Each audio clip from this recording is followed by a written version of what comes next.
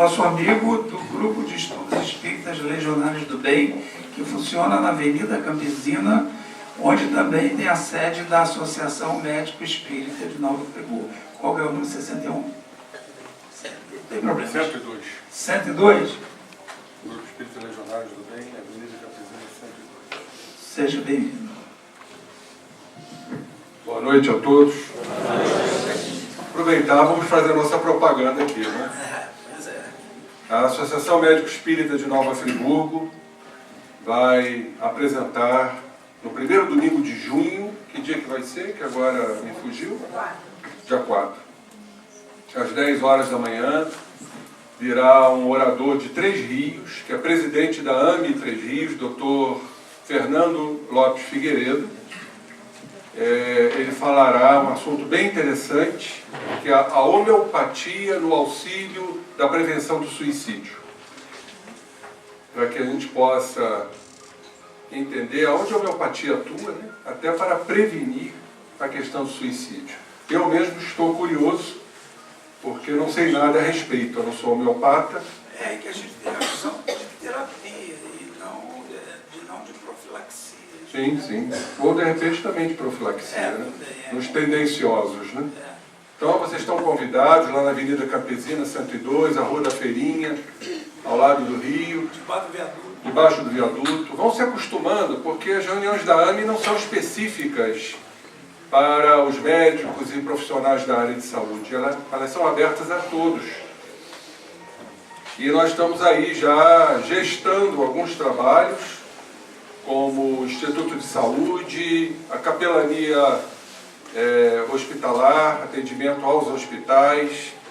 Deveremos fazer um curso das obras de André Luiz, esse lado científico da doutrina espírita. Então estamos aí bem interessados em ampliar a nossa associação, já que ela vem crescendo. No Brasil já temos hoje 70 anos, e o Dr. Bezerra disse que os médicos seriam os últimos a chegar. Estão chegando vagarosamente, já estão aderindo às práticas espirituais. Bom, o nosso assunto de hoje, caros irmãos, é um assunto muito importante. Ele é baseado num livro chamado Normose, a Patologia da Normalidade. Um livro de 3 autores, 2 psicólogos, um educador francês. E quando eu li o livro e preparei esse tema, inclusive é um tema de 2 seminários que eu fiz no Rio de Janeiro, eu fiquei aqui a imaginar como nós somos normóticos. Não tem como fugir, né?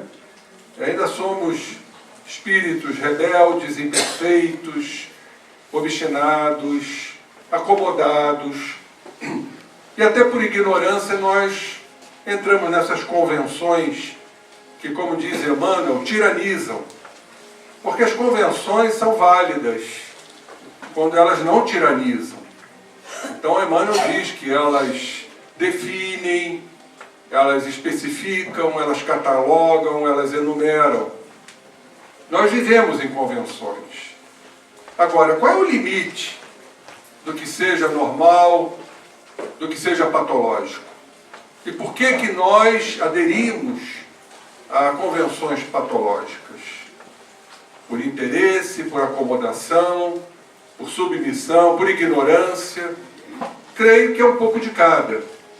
E nós precisamos ficar atentos, porque não raro nós embarcamos, às vezes, em processos normóticos, por considerarmos esses processos como normais.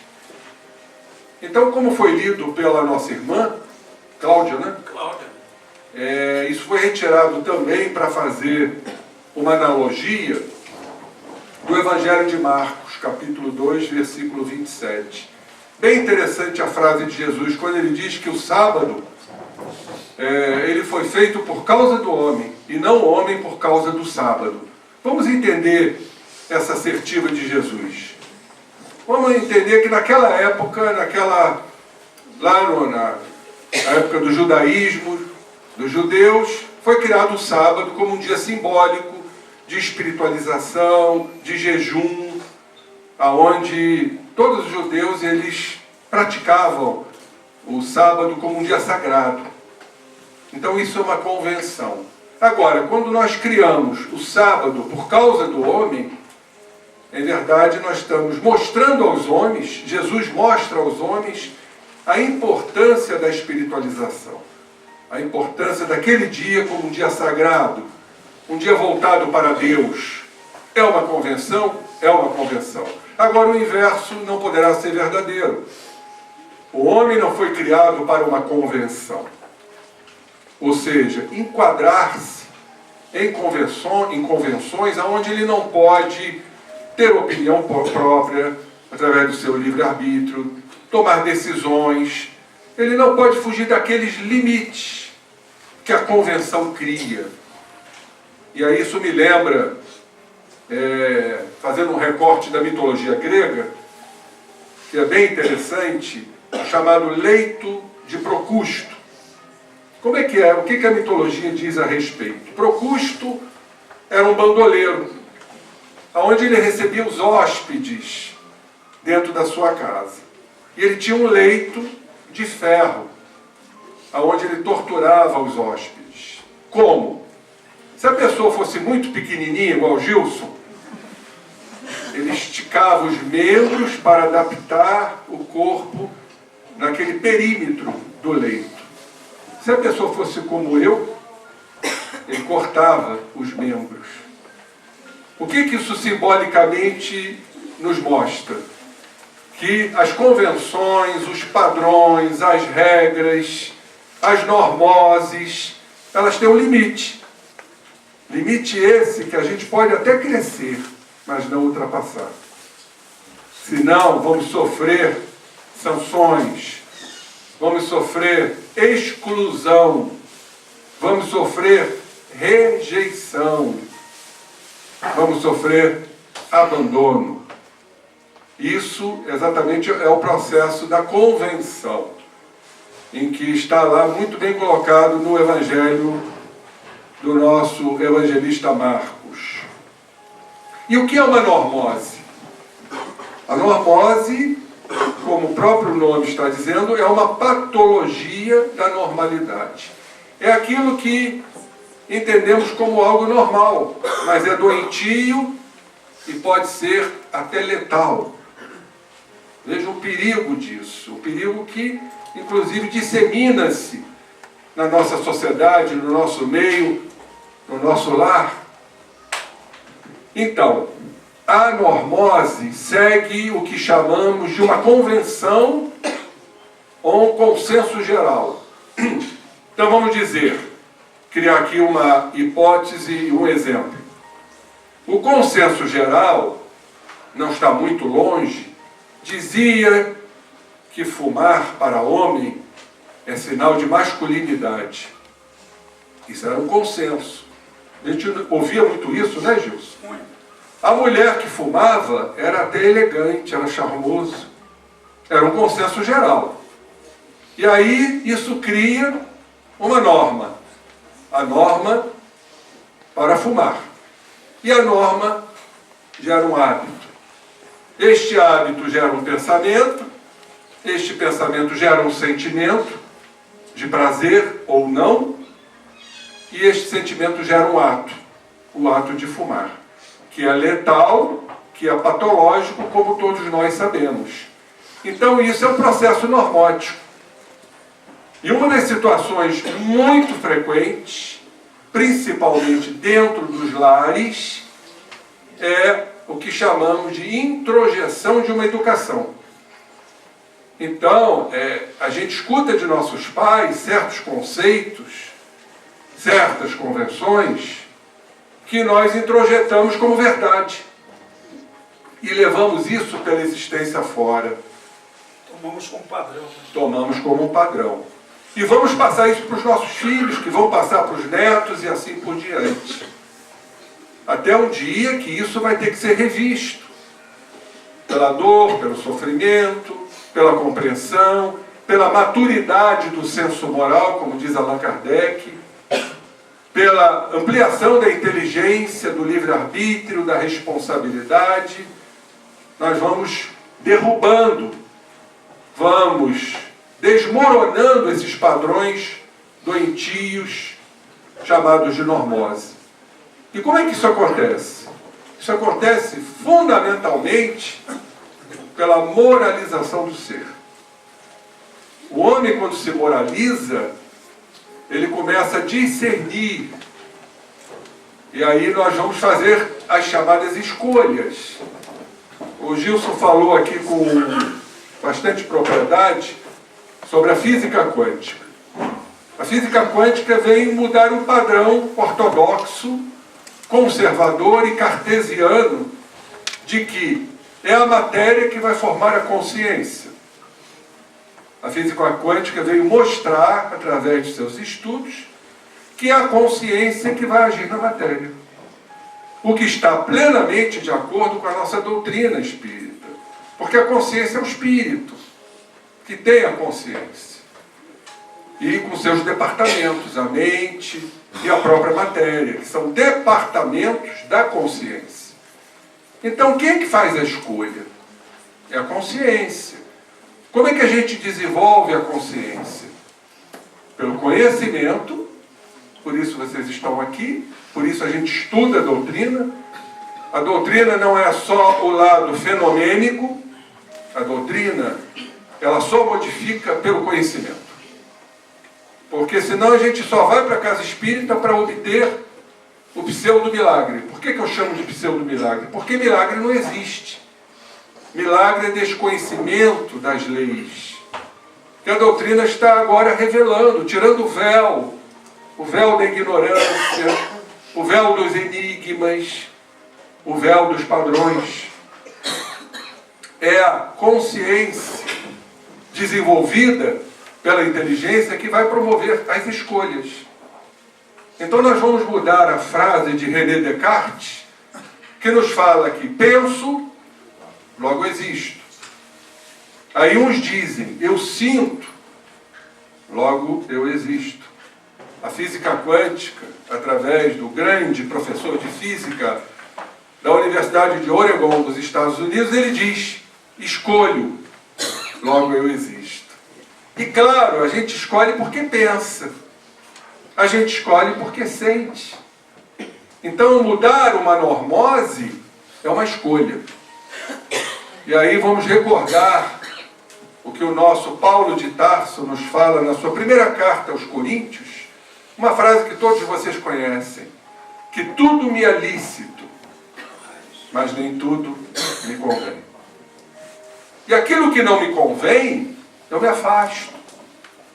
Eu me afasto de uma sociedade pútrida, me afasto. Vou sofrer algum tipo de sanção por conta disso? Muitas vezes sim. E esse é o nosso grande temor. Se nós formos falar uma das grandes normoses da humanidade, daqui a pouco eu vou falar um pouquinho sobre isso, inevitavelmente nós vamos cair no medo. Todos nós aqui temos algum tipo de medo, porque somos inseguros, somos espíritos ainda que temem. E o nosso querido Freud fala que nós temos um grande medo, o medo do sucesso, o medo da nossa grandeza, o medo da nossa espiritualidade, o medo de perdermos essa estrutura chamada corpo. E do prazer. E do prazer. O medo de perder todo o meu ego, todo o meu jeitão de ser. Daí vem a grande pulsão da morte. Porque a morte, às vezes, nos soa como um processo de extinção, de aniquilamento, de destruição. Meu corpo vai se destruir. O espírita já leva essa vantagem por saber que a morte não existe.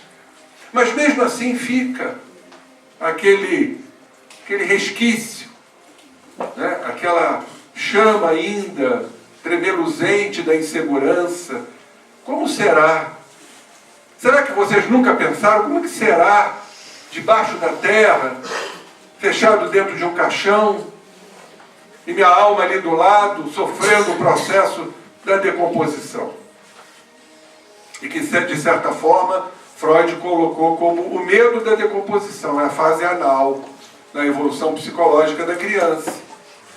Quando ele olha as suas fezes e ali ele vê que tudo se decompõe. Então isso faz parte ainda da nossa estruturação. Então nós temos esse medo. Mas temos outros medos. E vocês podem estar certos que um medo que é muito frequente em todos nós, isso tudo é uma normose, porque é um consenso geral, nós temos medo da exclusão, nós temos medo da rejeição, nós temos medo do abandono. Isso nos atemoriza profundamente.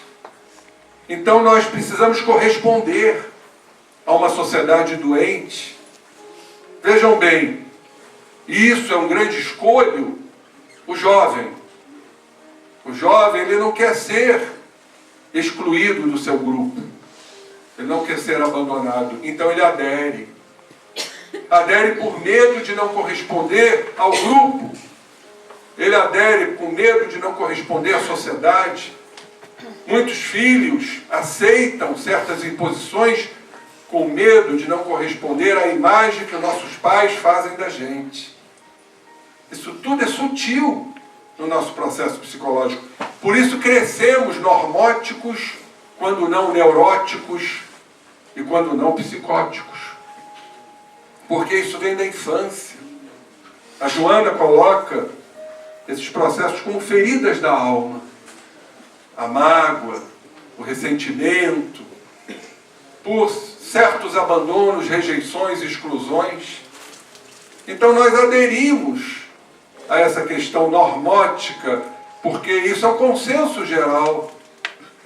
Agora, nós podemos escolher sim, já estamos num patamar espiritual, evolutivo, de fazermos nossas escolhas. Tudo me é lícito, mas nem tudo me convém. Aí nós vamos ter que recorrer à doutrina espírita para fechar, essa argamassa da escolha, que é uma pergunta que Allan Kardec faz aos espíritos, e eles quanticamente respondem. Como o progresso moral, como o progresso intelectual pode engendrar o progresso moral? Está muito claro aí, diante dessa pergunta feita por Allan Kardec, que primeiramente nós desenvolvemos o quê? A inteligência, o conhecimento, o intelecto, seja através da escola, das universidades, seja na educação. E cada vez mais vamos obtendo conhecimento que nós jamais vamos perder.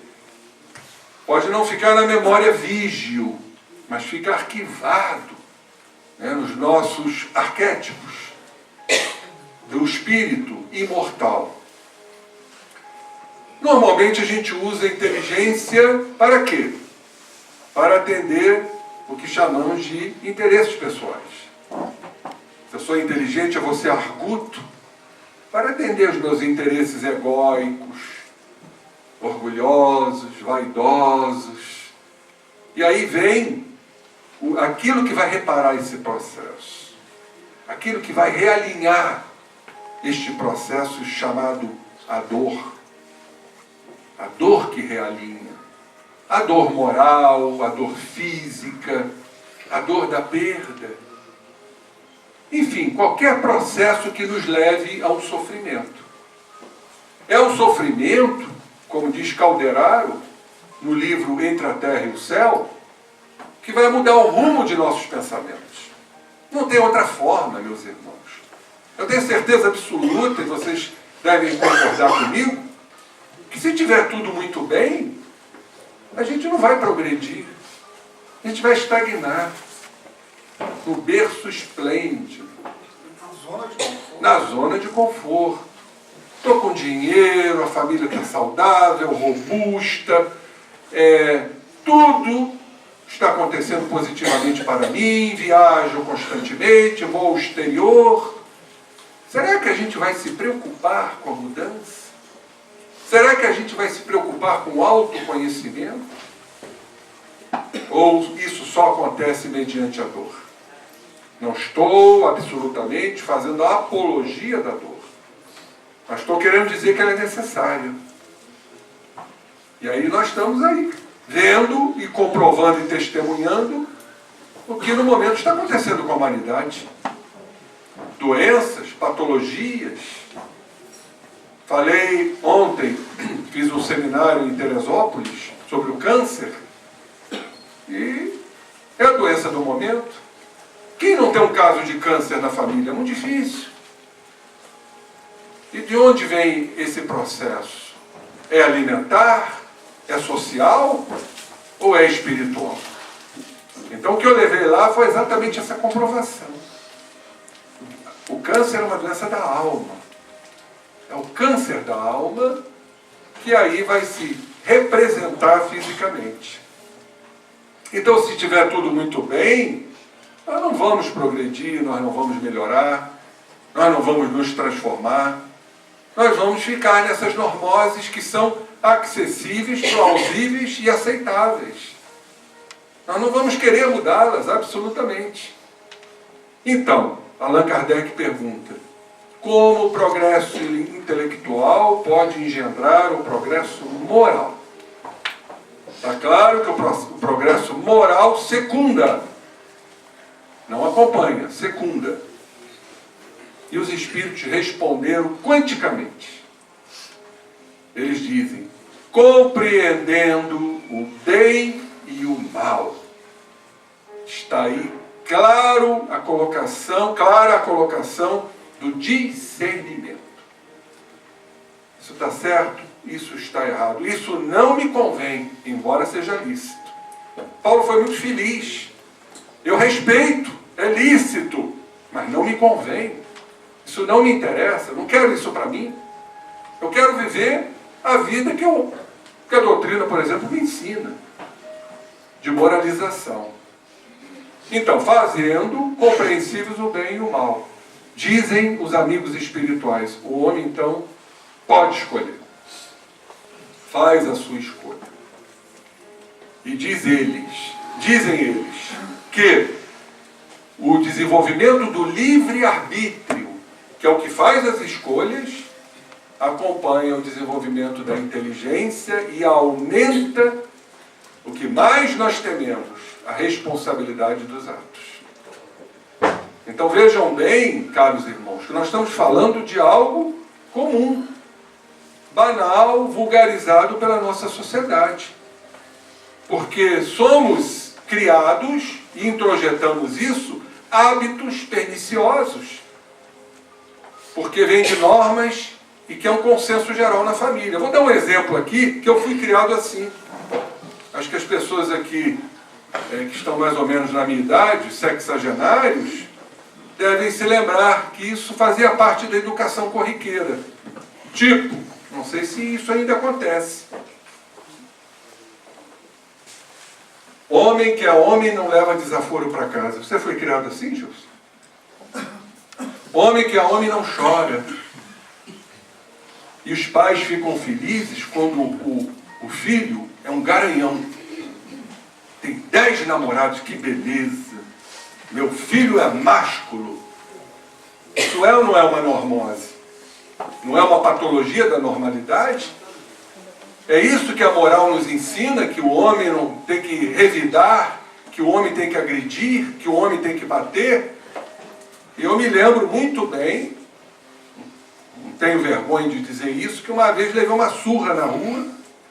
Já era grande assim? Não, era grande, mas o outro era maior que eu. Eu tinha 9 anos e o outro tinha 14 anos. E eu cheguei em casa aos prantos. E o casal de tios que me criou, que eles estejam bem, se eles estão me ouvindo, que já desencarnaram, me deram uma surra. Porque eu cheguei em casa chorando. O homem não pode chorar. Vejam, né, essa deformidade normótica que ainda paira sobre todos nós. Fumar é elegante, beber é elegante, agora virou moda usar droga, é a lei, né, dos jovens. Só socialmente. É. Se fala assim.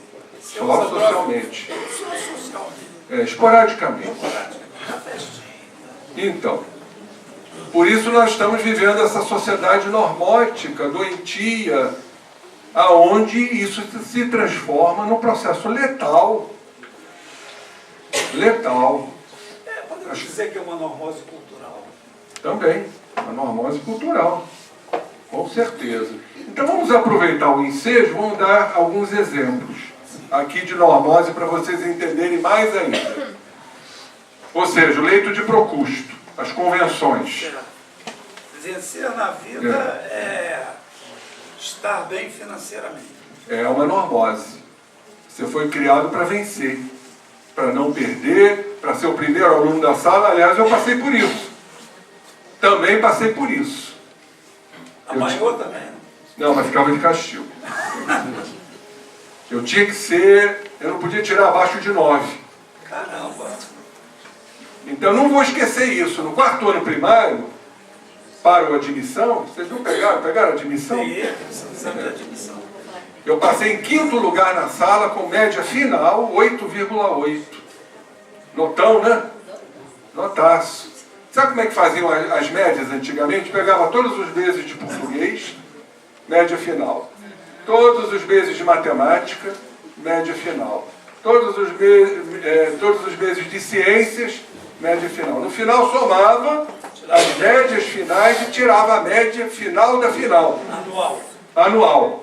Pois bem, eu passei em 5º lugar na turma com média 8,8. Eu não podia tirar abaixo de 9. Te cobriram no cacete. Não, não foi não.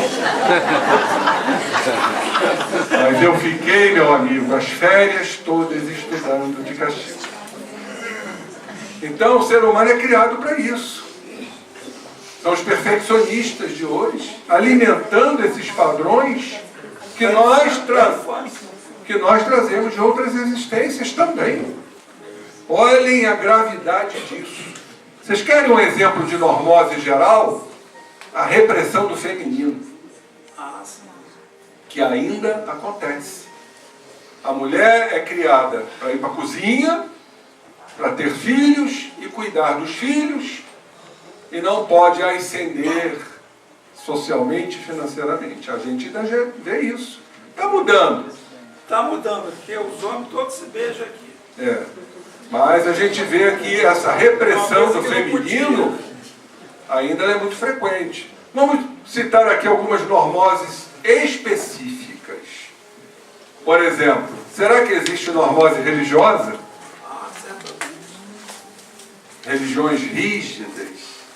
Tem uns que dizem, olha, só a minha igreja é que salva.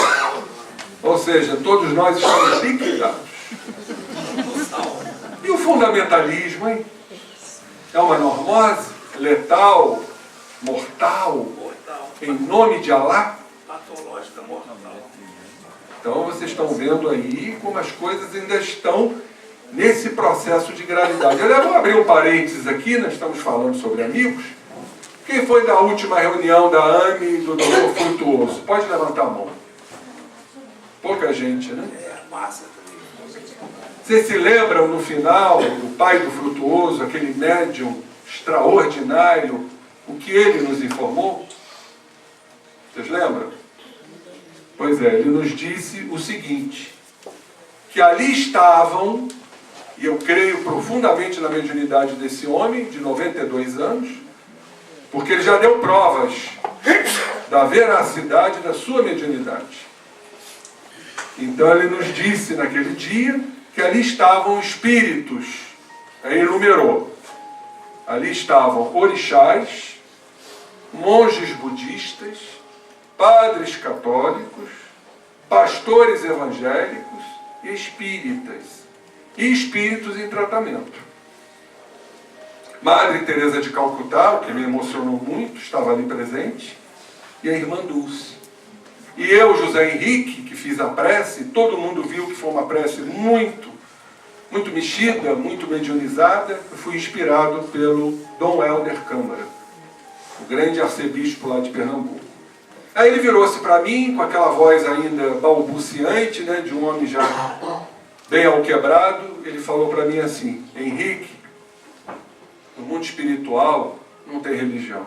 Claro, isso é cultura da terra. Deus é um só. Quem divide é o homem. E essa divisão é a normose.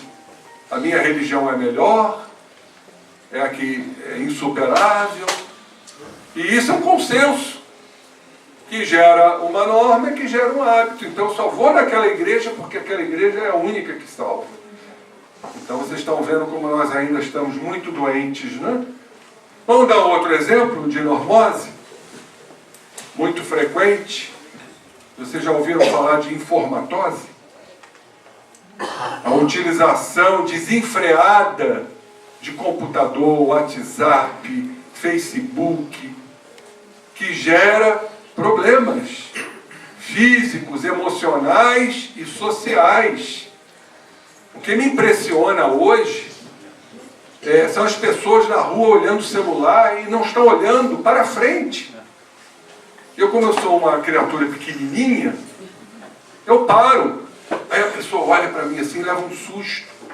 Eu olho como quem diz, meu irmão, olhe para frente, afaste-se. Então você está criando uma febre. As pessoas, isso é uma normose, estão se evitando. Só olham para a telinha. Não raro eu vejo em restaurante o pai com o celular, a mãe com o celular, um filho com outro celular, o outro filho com outro celular. Gente, não existe diálogo. Não se conversa mais. Hoje tudo é virtual. Informatose. Tem pessoas que ficam de manhã à noite em cima de um computador. Eu vejo coisas impressionantes. Às vezes no meu consultório isso acontece e não é incomum. A pessoa chega para fazer um atestado, né, ocupacional, aí eu estou no meio da consulta, às vezes medindo a pressão, toco o celular. Tem uns que se tocam, me desculpe, desligam. Outros fazem o seguinte, pasmem, o aparelho medindo a pressão, com a outra mão pega o celular, oi meu amor. Eu paro. Eu vou seguir a consulta por quê? Isso é um desrespeito, isso é uma falta de consideração, isso é uma normose. Eu tenho que fazer uma observação. Eu falei, meu amigo, eu estou cuidando da tua vida. Eu estou vendo se você é hipertenso, se você tem uma história. E você para a consulta para atender um celular. Além de te atrapalhar. Além de, não me atrapalhar, não me atrapalha nem tanto. Mas é um povo, infelizmente, ainda deseducado. Isso é um processo normótico. O celular está acima de tudo. As pessoas estão comendo com o celular do lado, não entendendo que aquilo prejudica, é um processo de magnetização negativa do alimento. Depois não sabe por que tem distúrbios gástricos, intestinais. Então essa é uma grande normose, a informatose. Vou dar alguns outros exemplos. Normose bélica, você já ouviu falar? Tem que ter guerra. Guerra para dominar outro povo. Guerra urbana. Guerra nas favelas. Um grupo contra o outro. Homens destruindo homens. Normose bélica. Ontem, por exemplo, desculpe interromper, o Obama permitiu, depois de décadas, que o Vietnã tivesse o seu exército e pudesse comprar armas, Vietnã do Norte, que eles combateram e que perderam a guerra. Uns homenzinhos desse tamanhozinho e aqueles americanos enormes. Eles perderam. Agora o Obama ontem assinou um decreto que eles já podem ter exército, já podem ter armas, que eles querem vender armas para eles, naturalmente. Isso aí. Então, normose política. Pois é, a minha ideologia, normose ideológica. A minha ideologia que presta, é a única que serve, e eu tenho que realmente, a humanidade toda tem que seguir os meus preceitos, sejam de esquerda, sejam de direita, seja comunismo, seja democracia. Então o ser humano está completamente envolvido por essa patologia, que é considerada normal. As pessoas lidam normalmente com isso. Só que isso tem seu preço. Porque a partir de algo que é patológico, muitos vão percorrer o caminho da dor, da doença, da enfermidade, sem saberem o que é pior. Normose alimentar, vocês já ouviram falar sobre isso? Essa é a dieta. Porque fulano falou que essa dieta é que me espiritualiza. Não posso comer carne, não posso... Bota isso como uma regra. Chico Xavier comia seu bifinho de vez em quando. E Hitler era vegetariano. E Hitler era vegetariano. Então não temos que levar isso na ponta da faca, porque isso é doença, meus irmãos. Mas vamos citar aqui, e eu deixei agora mais para o final, as 4 maiores normoses. Que eu tenho certeza que todos nós, inclusive eu, me enquadro. Talvez não todas, né? Todas as 4. Mas são normoses muito comuns, que são doentias. A primeira delas, a normose do ter. Então eu trago aqui um relato do educador francês, Dr. Pierre Weil, que já desencarnou, que ele dizia o seguinte: aos 33 anos eu descobri que era normótico, porque eu tinha casa, eu tinha família, eu tinha mulher, eu tinha filhos, eu tinha um livro escrito, que foi best-seller, eu tinha a minha cadeira na faculdade, eu tinha. Inclusive plantado uma árvore. Eu tinha tudo, mas não tinha nada, eu era infeliz. Foi esta normose do ter, diz ele, que me levou, em primeiro lugar, a uma patologia moral. Eu era infeliz, dizia ele. Porque quem só pensa no ter não é feliz. Até porque não tem nada. Aí vem a ilusão, quando as coisas começam a se esvair entre os seus dedos. Aí você vê que não tem nada. Você perde a juventude, você perde a vida, você perde a saúde, você perde os entes queridos, você perde tudo, você perde o dinheiro, você perde o emprego, e aí você fica infeliz. Porque essa é uma normose comum a todos nós, o ter. Então ele disse, patologia moral, eu era infeliz. A patologia moral, por eu ser infeliz, me fez me separar da minha mulher. E todo aquele que é infeliz e se separa, acusa o outro. A culpada é ela. Nunca é ele. Processo de projeção psicológica, de transferência de responsabilidade. Nós somos sempre os pobrezinhos e as vítimas. Então ele ingressou numa patologia social. E da patologia social, ele nos disse, ele entrou numa patologia orgânica, desenvolveu um câncer. Então vejam a severidade, caros irmãos. Não é que a gente não lute pelos objetivos, mas não é colocar o ter acima de tudo, como isso fosse a vida em sua verdade. Os jovens hoje são criados para serem vencedores, para ter, para serem ricos, pessoas de renome, afamados, famosos, e a vida ensina. Quando é que nós vamos mudar essa normose do ter para a realidade do ser? Então nós estamos falando de uma normalidade doentia, porque tem a saudável, como disse aqui na leitura, as convenções saudáveis, que não aprisionam, não tiranizam. Vamos dar um exemplo de uma normalidade saudável. Todo dia agora eu vou acordar cedinho para fazer minha caminhada. Não é uma normalidade saudável que faz bem à saúde? Normalidade saudável. Tem a neutra. Existe uma normalidade neutra? Existe. Por exemplo, eu vou almoçar todo dia ao meio-dia. Qual o problema? Não incomoda, não altera. Então, uma normalidade neutra. Aí não é normose. Aí não é normose. A normose é a doentia como essa do ter. Eu tenho, e isso é uma profunda ilusão. Aliás, nós nos iludimos.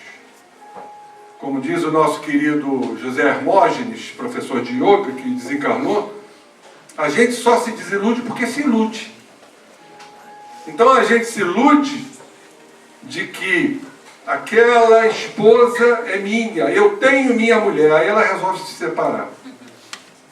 Eu desabo, fragorosamente. E assim por diante.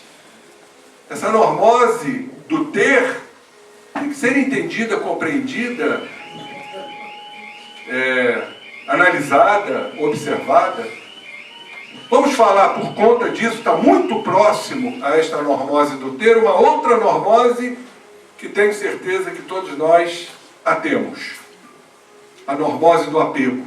Meu Deus! Quem não é apegado? E é uma doença. Porque quando a gente perde aquilo que a gente pensa que é nosso, a gente até morre. Tem uns que até se suicidam. E tem vários tipos de apegos. Apegos materiais, apegos de bens, apegos sentimentais. Esse é terrível. Que gera ciúmes, que a gente tem medo de perder aquilo que a gente pensa que possui. Isso é o ciúmes. E por aí vai. O apego aos valores, às crenças que nós colocamos como certos. Faça o que eu digo, mas não faça o que eu faço. Agora, de onde surgiu o apego? Bem interessante essa ideia da ilusão ou da fantasia da separatividade. Foi lá, quando fomos criados simples e ignorantes, que saímos, vamos assim dizer, do ventre de Deus. Como o filho sai do ventre da mãe. Aí Deus é tão bonzinho que colocou a mama para ele não sofrer tanto. Para ele não se desligar assim abruptamente da sua mamãe. Então ele vai passar pelo período da amamentação. Depois vem a educação, até o filho ter que sair de casa. É um processo. Mas tem muitos que ainda estão dentro do útero da mãe. Não se desvinculam. Até para ir na esquina, liga, mamãe, eu estou indo ali na esquina. São criaturas que ainda não se diferenciaram, não se individuaram, não se libertaram. Então estão presos ainda. A fase edipiana, né, da psicologia, ainda estão presos, estão apegados. Agora vocês imaginem a perda de um deles, o sofrimento que isso não causa, pela morte, bendita morte. Deus é tão fantástico que colocou a morte no nosso caminho, para que a gente comece lentamente a trabalhar o desapego, e não ficar ali, torturado, com aquela perda, no luto, na melancolia. E nós espíritas sabemos que a morte não existe, que a vida prossegue, mas é duro. Ele coloca o apego assim num circuito, num círculo vicioso muito interessante. Porque o apego gera o medo. Medo de perder. Aquilo que eu penso que é meu. Pronome possessivo, é o meu filho. E nós sabemos que ele não é seu filho. Ele está seu filho. Ele vai desencarnar, você vai desencarnar, talvez nunca mais vocês sejam pai e mãe, ou pai e filho e mãe. A espiritualidade sabe muito bem disso. Ele está naquele momento encarnado como seu filho, mas ele não é sua posse. Então, o apego gera o medo. O medo da perda, o medo do distanciamento, o medo da separação. Aí criam-se os processos possessivos, como ciúmes. E o que acontece com o medo? Gera o estresse. O estresse é aquela ansiedade, por conta do medo, a insegurança, que gera o quê?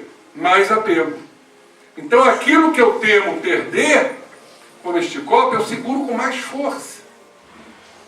Ou seja, aumenta o meu grau de apego, que gera mais medo. E a agressividade. A agressividade é por conta disso. Exatamente.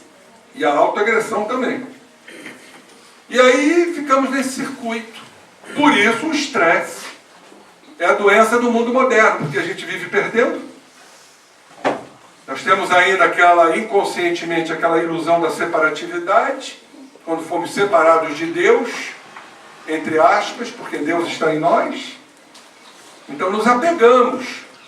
Aí vocês vão me perguntar, ora, então qual é o trabalho para vencer e superar o apego? Ah, eu sei. É o desapego. Aí, caros irmãos, nós vamos criar o apego ou o desapego. Eu crio um apego. Qual? Me desapegar.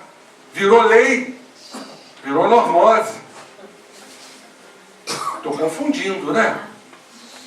Então o que eu tenho que fazer? Não é colocar o apego ao desapego. À medida que vamos, qual é a palavra-chave que eu disse lá no começo? Compreensão.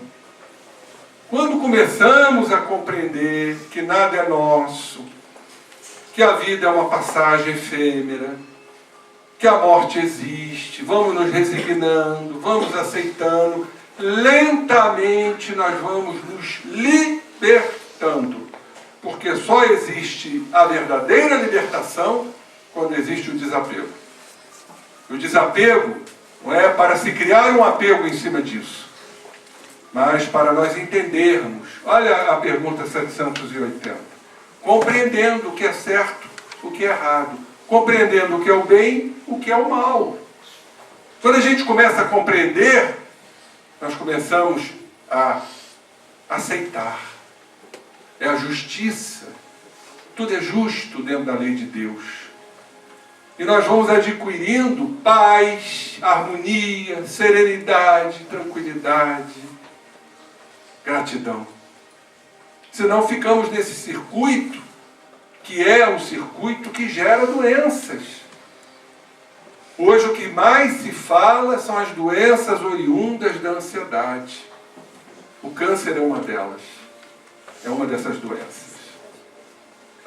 O tripé do câncer é a formação das células por mutações, chamado oncogênese, a inibição da formação do oncogênese e o sistema imunológico. E o sistema imunológico está estritamente ligado ao estresse, à ansiedade, à angústia, né, à impaciência. Como nós estamos agredindo nossas células mediante o estresse. Então, falamos do apego, falamos do ter. Vamos falar uma outra normose extremamente comum e que é doentia também, a normose das expectativas. A gente está sempre esperando. Cobra de Deus, cobra da vida, cobra do marido, cobra da esposa, cobra da sociedade, cobra do governo. Então a gente está sempre esperando do outro quando o papel é nosso. De pôr em prática o que nós estamos aprendendo, não normoticamente. A doutrina espírita não é normótica. Absolutamente não. Então o que a gente espera? A gente espera o marido ideal, a esposa ideal, o filho ideal, a filha ideal, a política ideal, a sociedade ideal, os espíritos ideais. E a gente não coloca em prática o quê? O marido real, a esposa real, o filho real, a filha real, a política real, que é o que a gente está vivendo hoje. Né? Os espíritos reais. Ou seja, cada um tem sua forma de ser.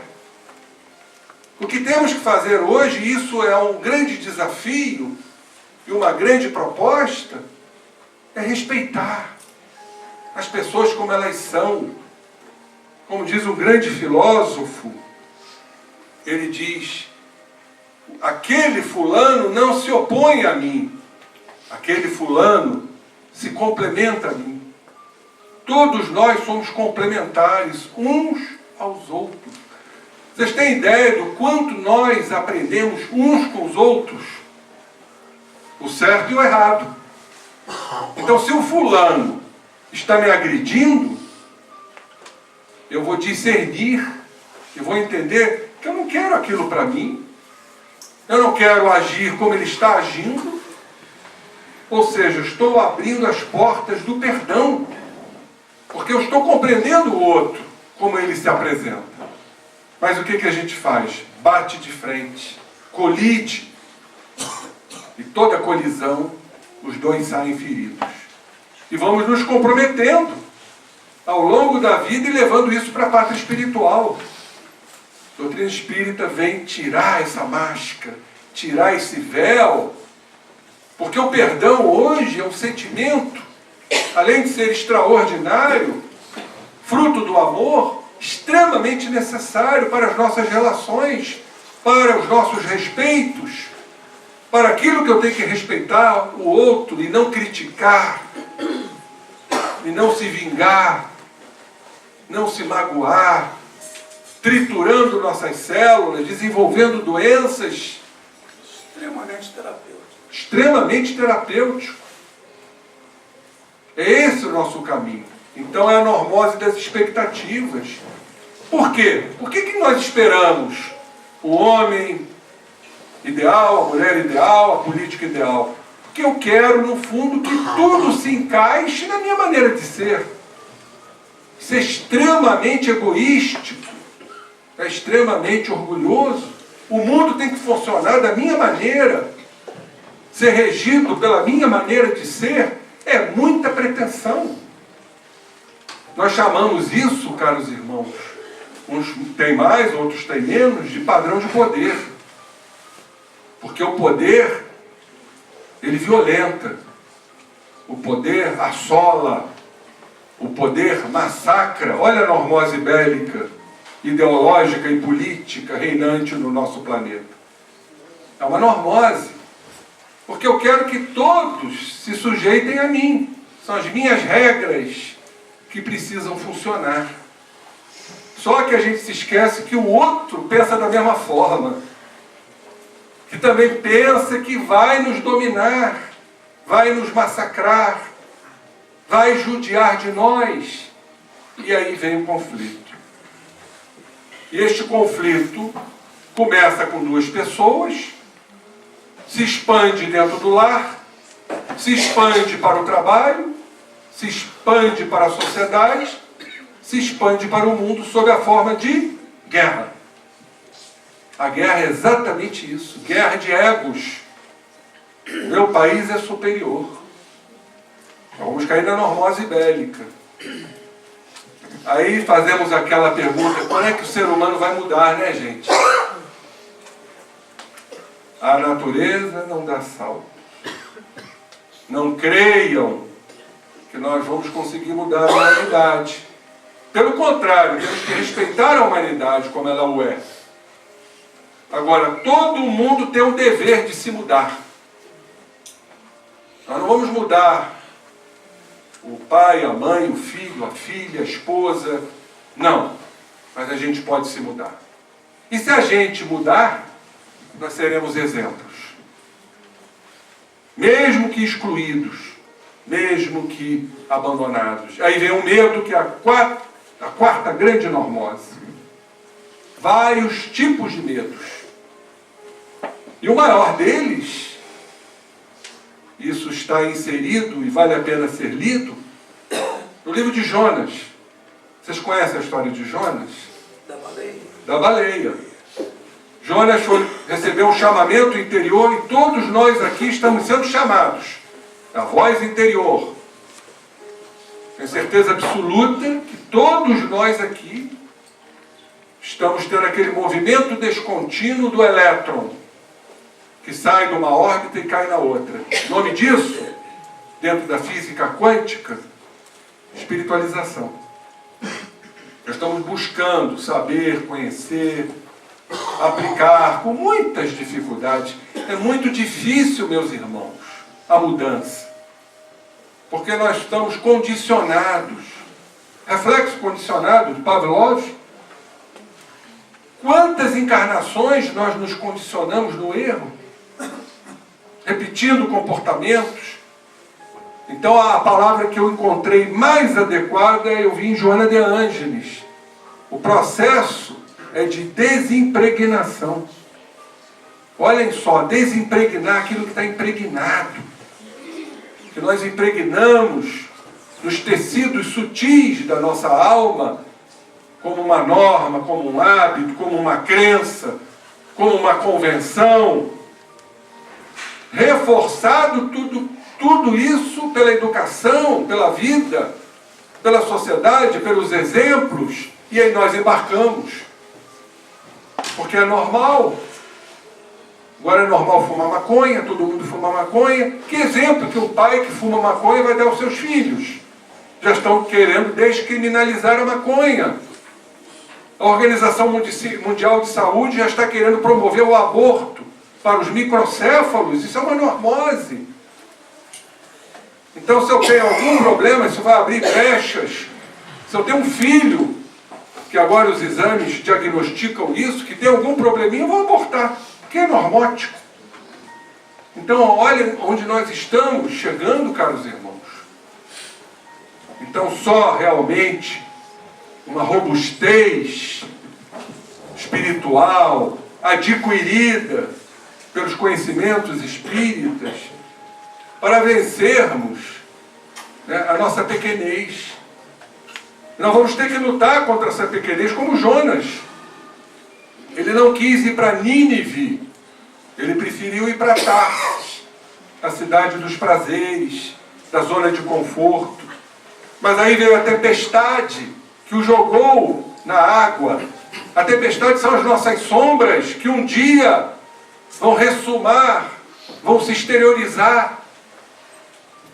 E aí mergulhamos no oceano. O que é o oceano simbolicamente? O inconsciente. Onde vamos ter que nos deparar com nós mesmos. Não tem jeito. Senão nós vamos protelando a encarnação, e que virá com mais dor. Ou para orbes, onde há dor e ranger de dentes. Então Jonas teve que ir ao encontro de si mesmo. E aonde aconteceu isso? Dentro do ventre da baleia, que ele foi engolido pela baleia e ficou lá 3 dias, ruminando, até que ele descobriu Deus. E no momento que a gente descobre Deus, somos expulsos, como a baleia vomitou Jonas, para a praia que o recebeu, e aí então ele compreendeu a sua grandeza profética, e foi para Nínive, para acalmar aquele povo, fazer com que o povo se modificasse, senão seriam invadidos pelos irmãos de Jonas, os judeus. Mas ainda se sentiu traidor. Ele achou que Deus deveria, né, com a sua justiça, fazer aquele povo sofrer, mostrando que ele ainda trazia sombras dentro de si. Mas qual foi a grande normose de Jonas? O medo. O medo dessa grandiosidade, desse aberto. Quando temos medo de sermos deuses. Jesus falou, vós sois deuses, que é a perfeição relativa. Nós não deixamos Deus ser em nós, porque para nós é o desconhecido, a entrega, se entregar a Deus, a esse aberto, a este ilimitado, perdendo a nossa estrutura física, o nosso ego, que ficamos aqui apegados nessa existência, mesmo às expensas da dor. Então tememos esta abertura. Não entendemos ainda o que Jesus quis dizer na cruz quando ele expirou. Aquela frase profundamente significativa, não para ele, já que era médium do próprio Pai, mas para nós. Pai, a Ti eu entrego o meu espírito, sem medos, sem inseguranças, sem neuroses, sem normoses, porque nos entregamos ao Pai. Aí seremos os verdadeiros Jonas, porque somos profetas, somos missionários por sermos espíritas, não que os outros não sejam, mas apenas endossando o que o nosso querido Erasto falou no Evangelho. Vós sois os eleitos de Deus, ide e pregai. Olhem só esse chamamento. Pregar é levar o nosso exemplo. Pregar é nos mostrarmos como seres que buscam a paz, como seres que buscam a harmonia, como seres que buscam o Pai. Desta forma, Ele se mostra. Não que Ele venha, nós é que vamos a Ele, porque nos abrimos ao Seu amor, e é a nossa caminhada ainda muito longa, mas esta encarnação propiciatória já nos mostra o caminho a ser seguido, o caminho a ser trilhado, que é um só, caros irmãos, é o caminho do amor, sem normoses. Que Jesus nos abençoe mais uma vez. E obrigado, doutrina espírita. Obrigado, universalidade. Obrigado. Muito obrigado. Que assim seja.